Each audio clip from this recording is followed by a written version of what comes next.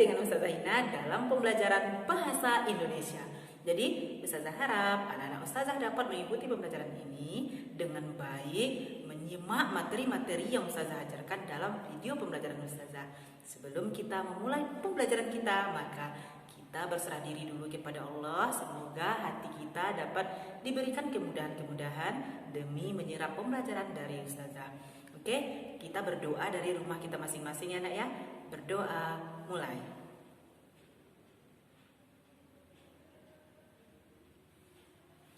Selesai. Anak Ustazah Soleh dan Solihah, pada sebelumnya kita sudah membahas satu buah teks di bab 1, yaitu teks deskripsi. Untuk teks yang kedua, kita membahas tentang teks narasi, di mana teks narasi ini termasuk salah satu teks yang berupa cerita fantasi. Mungkin untuk memperkenalkan kepada Ananda, teks narasi ini mungkin Ananda pernah melihat atau menonton film dari Harry Potter, di mana Harry Potter ini sebenarnya merupakan salah satu cerita fantasi yang dibuat oleh manusia, di mana Harry Potter itu salah satu di luar logika kita ceritanya, namun sangat disukai oleh masyarakat atau publik. Jadi cerita fantasi ini berupa cerita yang berupa hayalan atau imajinasi manusia. Ustazah akan memperkenalkan secara detail kepada Ananda. Teks narasi ini adalah teks yang berisi cerita atau peristiwa yang disusun secara kronologis. Apa yang dimaksud dengan kronologis? Kronologis ini berdasarkan urutan waktu. Teks ini bersifat hayalan atau imajinatif, sehingga pembaca atau pendengar akan terbawa dalam dunia fantasi atau imajinasi.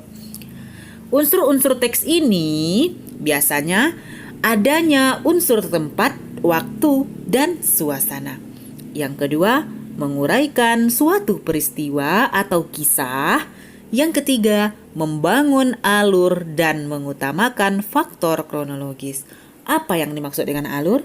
Alur adalah jalan cerita itu sendiri. Alur ini juga terbagi-bagi, namun pada saat ini Ustazah hanya mengulas sekali lintas saja, nanti akan kita perdalam pada pertemuan berikutnya. Berikutnya, adanya sudut pandang pengarang. Sudut pandang pengarang ini sama dengan posisi pengarang dalam cerita. Apakah dia menceritakan orang lain ataukah menceritakan kejadian yang dialami oleh dirinya sendiri? Berikutnya, adanya keterangan nama tokoh dalam cerita. Berarti siapa saja tokohnya? Misalnya ada Eni, ada Rani, ada Eti, ada Edi, ada Dodo. Misal, itulah yang disebut dengan tokoh. Selanjutnya, adanya keterangan yang menunjukkan tempat peristiwa. Jadi, tempat peristiwa yang dimaksud adalah yang menjadi posisi atau tempat kejadian dalam cerita itu. Itulah yang dimaksud oleh poin yang ke-6. Baiklah Ananda, kita masuk kepada unsur-unsur teks narasi, di mana unsur teks narasi ini terdiri dari dua macam, yaitu unsur intrinsik dan unsur ekstrinsik. Ingat, yang membedakan di sini hanyalah in dan ex. Intrinsik berarti unsur yang terdapat dari dalam cerita. Apa saja? Ada tema, ada plot atau alur, ada latar dan setting, ada sudut pandang, ada penokohan, ada amanat, dan lain-lain. Ananda harus mengetahui hal penting ini. Jadi, untuk pengenalan sementara ini, hanya ini dulu yang harus Ananda pahami dari segi unsur intrinsik. Nanti, pada video pembelajaran berikutnya, kita akan ulas satu persatu. 2. Unsur ekstrinsik. Unsur ekstrinsik atau unsur yang terdapat dari luar cerita, terdiri dari nilai budaya, nilai ekonomi, nilai religius, nilai sosial, nilai politik, dan lain-lain. Kedua unsur ini memiliki keterkaitan yang erat dalam teks narasi atau cerita fantasi. Karena teks ini berupa cerita hayalan atau imajinatif manusia yang diangkat menjadi sebuah kisah maupun peristiwa, baik itu logis maupun tidak logis. Apa yang Ustazah maksud dengan tidak logis? Artinya kadang cerita itu di luar nalar kita. Seperti halnya yang Ustazah sampaikan di awal pembukaan video pembelajaran kita, di mana ada cerita Harry Potter, di mana Harry Potter ini dalam filmnya Ananda pasti sudah pernah melihat kalau Harry Potter terbang dengan sapu lidi bersama teman-temannya. Jadi itu di luar logika atau di luar nalar kita. Namun itulah yang menjadi salah satu ciri khas teks fantasi atau teks narasi. Mengandung banyak imajinatif manusia. Kita lanjutkan kepada struktur umum teks narasi. Struktur umum teks narasi sebenarnya ada 3 macam, yaitu orientasi, klimaks, dan resolusi. Apa orientasi? Orientasi ini merupakan tahap awal atau tahap pengenalan dari sebuah peristiwa itu sendiri yang terdapat di dalam teks yang Ananda baca. Di mana tahap awal ini biasanya memperkenalkan tokoh, tempat, suasana, dan sebagainya. Bagaimanakah suasananya? Apakah mencekam ataukah menyenangkan? Itu tergambar dari latar suasana, tempat, dan juga waktu kejadian. Identiknya orientasi ini mengisahkan tentang pengenalan dari penokohan atau tokoh-tokoh yang terlibat di dalam cerita.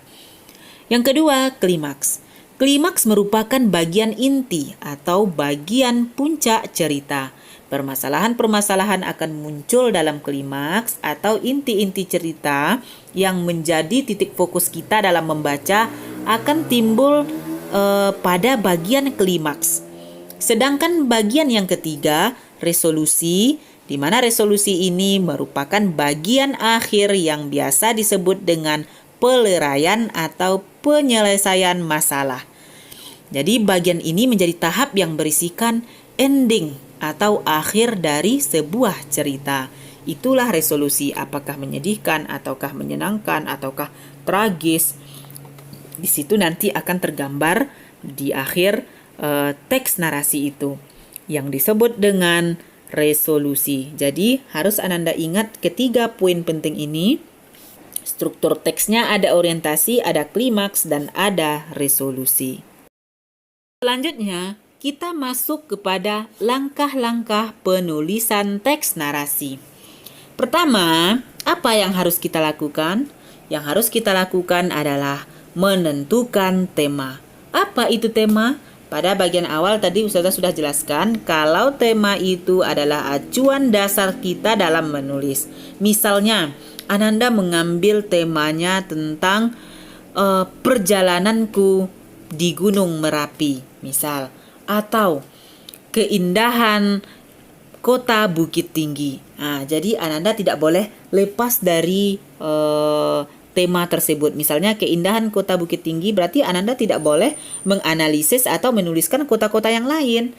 Artinya yang Ananda bahas atau yang menjadi pembahasan Ananda sekitar Bukit Tinggi saja. Itulah yang disebut dengan tema. Jadi Ananda tidak boleh membahas lagi hal-hal yang lain selain daripada ruang lingkup tema.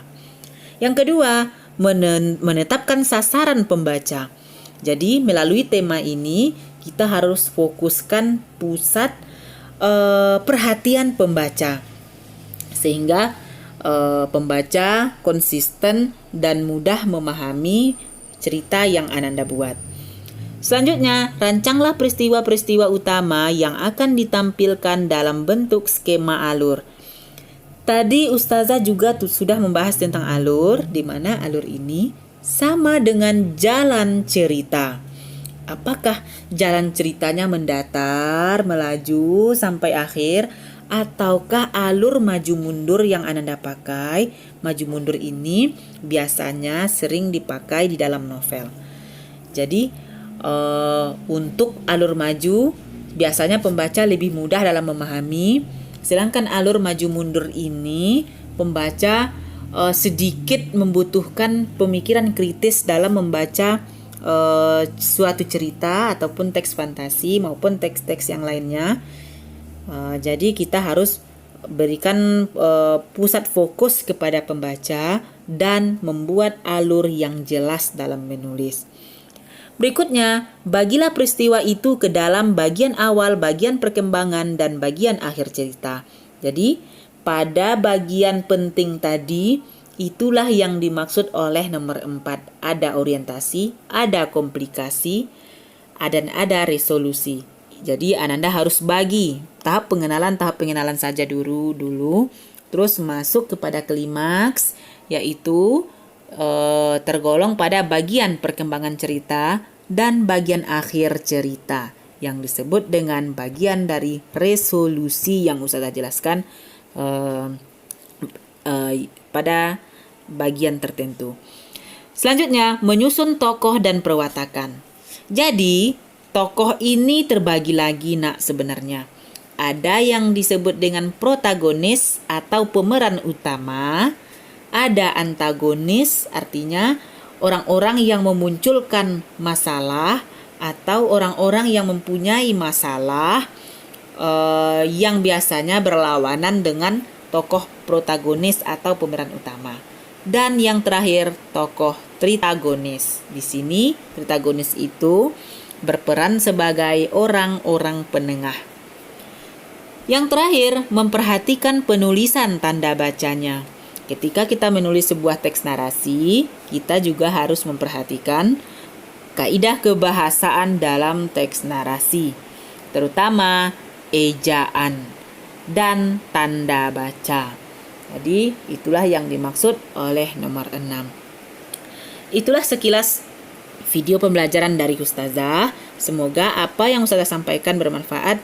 Mohon Ananda pindahkan kepada buku catatan Ananda, sehingga ini menjadi catatan penting buat Ananda yang dapat Ananda ulang-ulang dan membacanya di rumah.